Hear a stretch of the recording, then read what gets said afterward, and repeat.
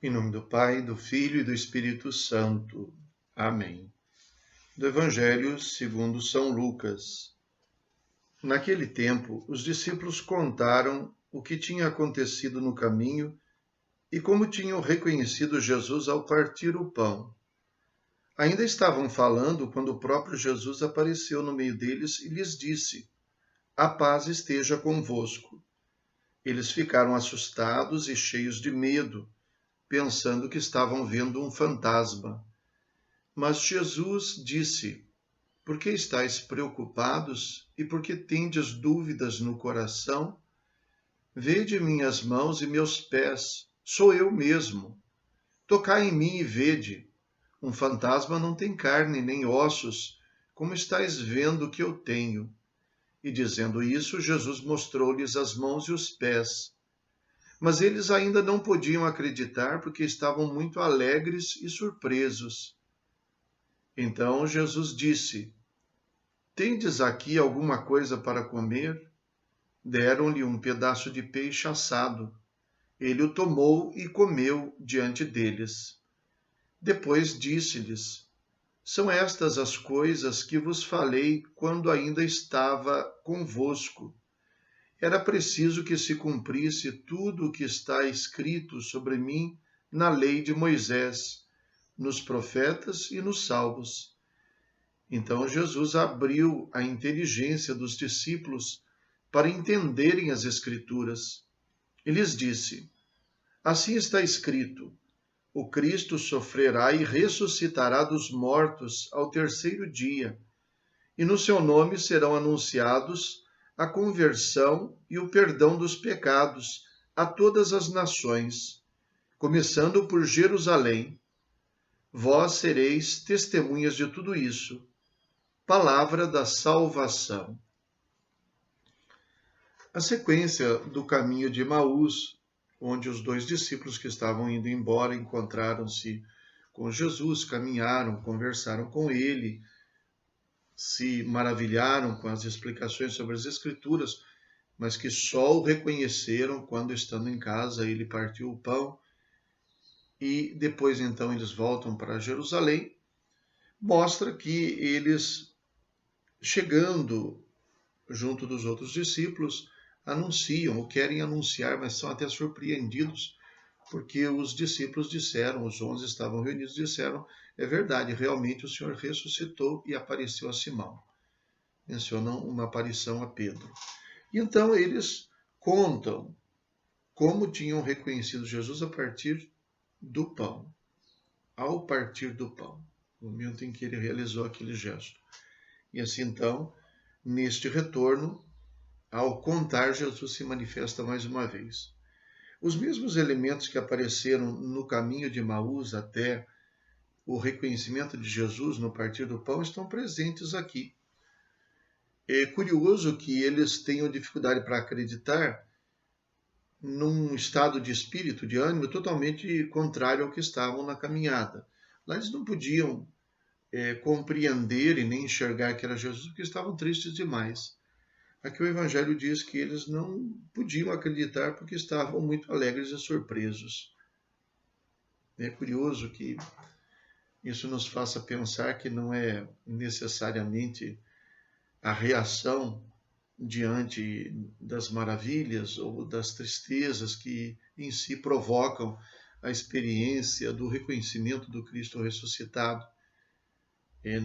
Não são os acontecimentos que atingem o nosso estado de ânimo que vão realizar esta obra. É necessário que haja mais do que isso.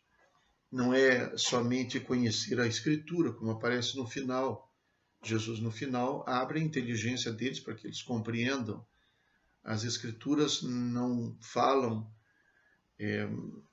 diretamente ao coração se não existe um processo de discernimento, se o mesmo Espírito Santo que inspirou aqueles que escreveram a palavra também inspirarem aqueles que leem, aqueles que ouvem, para que também possam compreender, não compreender a arqueologia, a historiografia dos textos que leem, embora isso seja muito útil também, mas compreender o que Deus está falando. Afinal de contas, a palavra de Deus ela é viva e eficaz, né? Mais penetrante e cortante do que uma faca de dois gumes, como diz a Sagrada Escritura. Então, é necessária a inteligência da fé, não é a inteligência da capacidade intelectual, mas a inteligência da fé, a ação do Espírito Santo, que se manifesta por ação exclusiva de Deus, mas que encontra acolhida no coração segundo o arbítrio, a vontade, a liberdade de cada pessoa. Mas os elementos estão presentes. Curiosamente, aqui as Escrituras são explicadas por Jesus depois do reconhecimento. Lá no caminho, era durante o caminho que ele explicava, o coração ardia, mas eles não eram capazes de reconhecê-lo. Aqui ele explica depois que finalmente eles o reconhecem. Eles então ficam assim atônitos diante da aparição de Jesus, que lhes diz: a paz esteja convosco. Assustados e cheios de medo, pensando que estavam diante de um fantasma. Então, em primeiro lugar, Jesus fala sobre as dúvidas do coração. Por que estáis preocupados e tendes dúvidas no coração? Sentimentos muito familiares para nós, preocupados. Preocupados quer dizer estar ocupados previamente, porque vocês estão se ocupando com aquilo que ainda não chegou, talvez num certo sentido, porque vocês estão tão ansiosos assim, porque vocês não deixam a poeira assentar, porque vocês não põem os pés no chão, porque não enfrentam a realidade. E também dúvidas no coração. Não é dúvida na mente, dúvida no coração. E o coração vacila, às vezes, diante de decisões. Ainda que a gente possa ter dúvidas na mente, mas as decisões, e a Sagrada Escritura sempre fala usando essa simbologia, as decisões do ser humano são no coração. Há um âmbito mais profundo, o coração, a alma. O ser humano não é apenas resultado de atividades mentais ou de atividades emotivas, sentimentais. O ser humano tem um centro de livre-arbítrio, de decisão, o coração humano, a alma, o espírito, enfim, alguma coisa que vai para além das aparências, daquilo que a gente experimenta concretamente, assim, falando materialmente. E Jesus, para dissipar essas dúvidas, mostra as mãos e os pés, para dizer: eu não sou um fantasma, eu tenho carne e osso. Mas mostrando as mãos e os pés, ele não apenas mostra carne e osso, mas mostra, sobretudo, os sinais da paixão. Jesus ressuscitado é o crucificado. E então ele começa a explicar. Eles não podiam acreditar, mas ele diz, aliás, antes de explicar, ele pede alguma coisa que comer. Aí vem mais uma vez o sinal da Eucaristia, mais uma vez, que parece ser decisivo. Não se trata de pão, mas aqui de peixe. No entanto, se diz aqui que ele realizou aquele mesmo gesto que ele disse para os discípulos realizar: tomai e comei. Diz ele, tomou e comeu diante deles. E aí então ele começa a explicar as Escrituras. São estas as coisas que vos falei quando ainda estava convosco. Era preciso que se cumprisse tudo o que está escrito sobre mim na lei de Moisés, nos profetas e nos salmos. Depois, mais uma vez, adiante vai dizer: assim está escrito, o Cristo sofrerá, ressuscitará dos mortos ao terceiro dia, e no seu nome serão anunciados a conversão e o perdão dos pecados. Então, mais uma vez, o sinal da Eucaristia, tomar e comer, é realmente decisivo. A resposta de fé a Jesus, segundo estes textos que falam da ressurreição e dos encontros com o ressuscitado, parecem exigir de nós que nós passemos pela Eucaristia, onde nós encontramos o mistério da instituição da Eucaristia, da memória de Cristo, da comunhão, tomar e comer, e também da reunião, da assembleia, da presença da igreja. Cristo se manifesta sempre à comunidade, e quando se manifesta alguém que não está na comunidade, é sempre em vista de que ele vá para a comunidade, como para Tomé, no Evangelho de São João. Em princípio, Jesus não foi visto porque Tomé não estava na comunidade, depois da segunda vez estava. Então, esses elementos tão importantes que fazem parte da nossa vida cristã ainda. E uma última coisa que chama muita atenção é esta lógica. Era preciso que ele fosse crucificado, que ele sofresse. Era preciso que ele morresse para depois ressuscitar.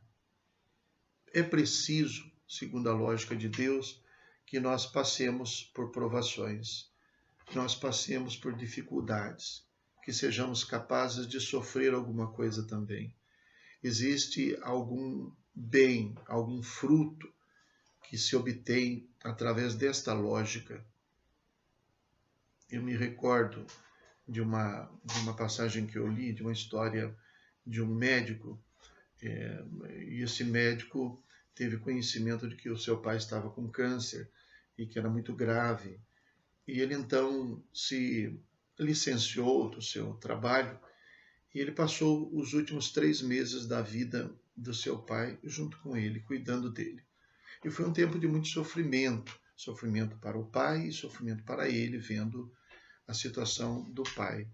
Mas depois que tudo passou, ele escreveu que foram os melhores meses da vida dele, nos quais ele pôde ter uma convivência estreita, direta, amorosa com seu pai naqueles últimos meses da sua vida.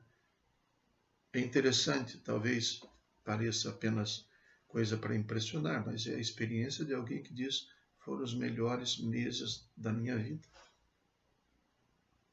Não imaginava que no meio de tanto sofrimento pudesse ter tanto ganho, pudesse ter uma verdadeira reconciliação.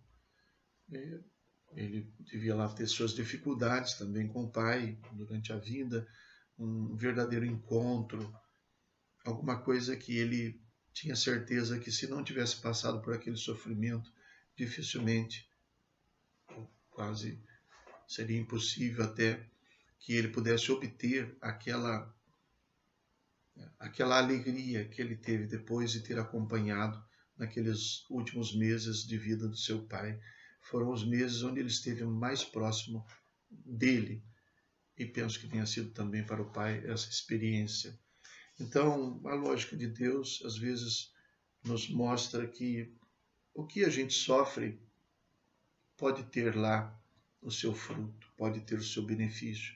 E parece que por isso também era preciso que ele sofresse, que ele morresse e que ressuscitasse ao 3º dia. Rezemos. Ó Deus, que reuniste os povos tão diversos no louvor do vosso nome, concedei aos que renasceram nas águas do batismo ter no coração a mesma fé e na vida a mesma caridade. Por nosso Senhor Jesus Cristo, vosso Filho, na unidade do Espírito Santo. Amém. O Senhor esteja convosco. Abençoe-vos o Deus Todo-Poderoso, Pai, Filho e Espírito Santo. Amém. Fiquem com Deus.